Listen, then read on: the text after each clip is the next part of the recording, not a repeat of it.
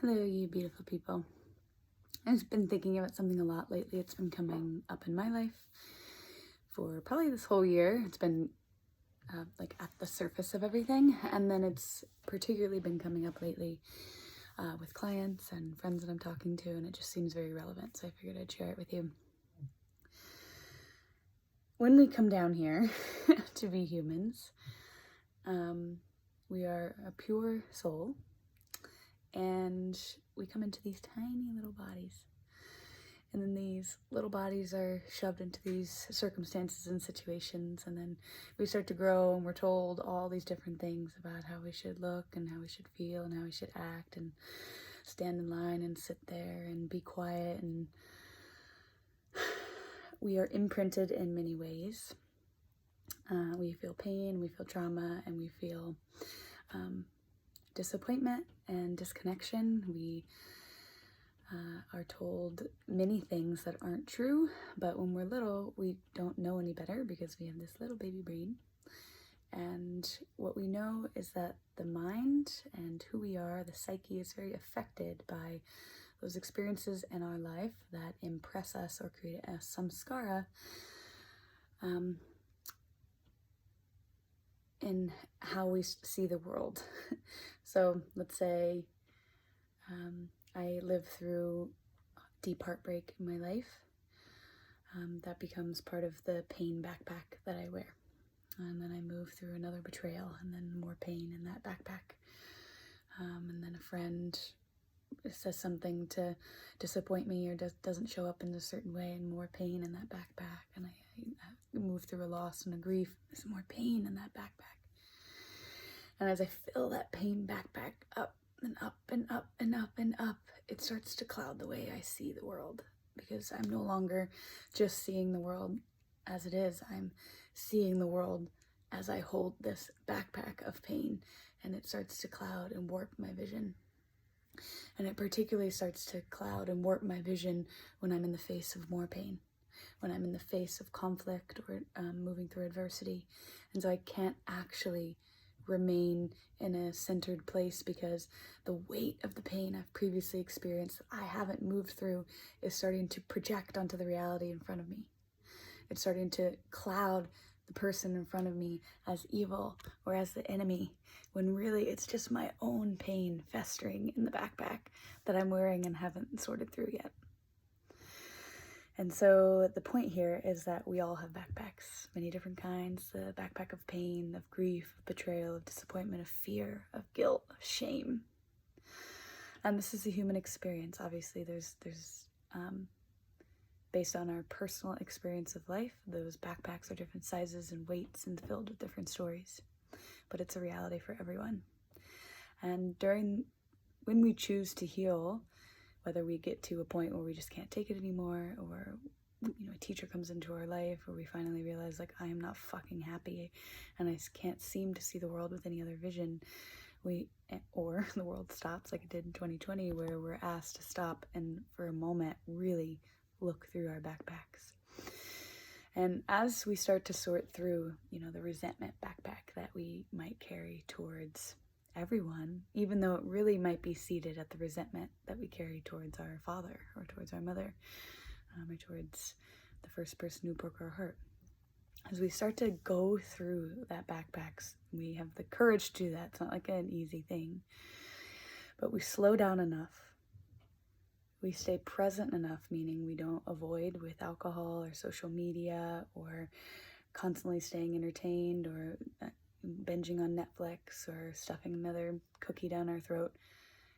We stay present and we bring the backpack forward. We recognize, I think one of my motivating energies of my life is actually this resentment backpack, and it's causing me to resent anyone who steps in front of me, anyone who says anything that might be different than what I believe. I start to see everyone as challenging to me instead of seeing people through the eyes of grace. And until we take that backpack and bring it in front of us and start to go through it, start to recognize, where do I still hold resentment for the people in my life, in my childhood? And can I write a shitty first draft? Can I work with a therapist? Can I work with a coach? Can I dance it out, move it out, cry it out, feel through it, and start to find clarity around how that resentment is affecting our lives now. And if I didn't have this deep-seated resentment, some scar, a trauma stuck in me, might I be able to enter into this new situation without the glasses of resentment, without that backpack pulling on me, so that I can actually listen to this person that doesn't agree with me, who's standing in front of me, instead of immediately assuming that they're out to get me, simply because I'm festering inside from my previous experiences.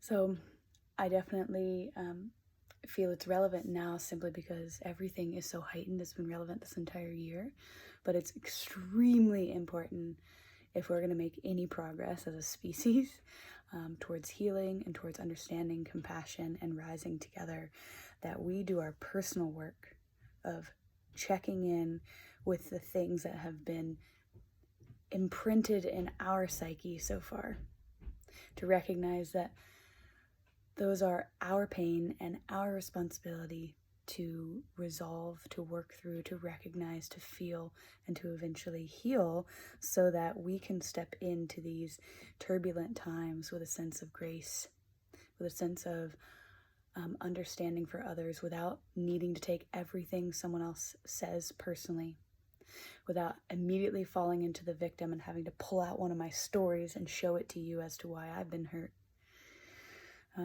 As much as our stories are so potent with information and transformational qualities for us, and they should be voiced and heard and felt and then transformed, they can become corner pieces to how we see ourselves, view ourselves, and they really are our pain and our stories, regardless of what they are, build our character. It's when we can't move through them and we don't know they're there that they become a shield between you and actually loving someone else. You and unconditionally sharing in a space of communion or communication with somebody else. And we can tune in to how many backpacks we're carrying by the way in which we perceive the world. So if we move through the world assuming and feeling as though everyone is coming towards us, offending us, victimizing us, that's a really good indicator, as much as we don't want to hear it, that we have our own work to do. That we need to find a therapist, we need to find a companion, support, coach, system, community that gives us the space we need and the tools we need to transmute and excavate the weight that we are personally carrying, so that we have the clarity, vision, center to move through the world and offer our unique gifts, our unique insight, and our untainted love to a world that really fucking needs it. Really, really needs it. So, yeah.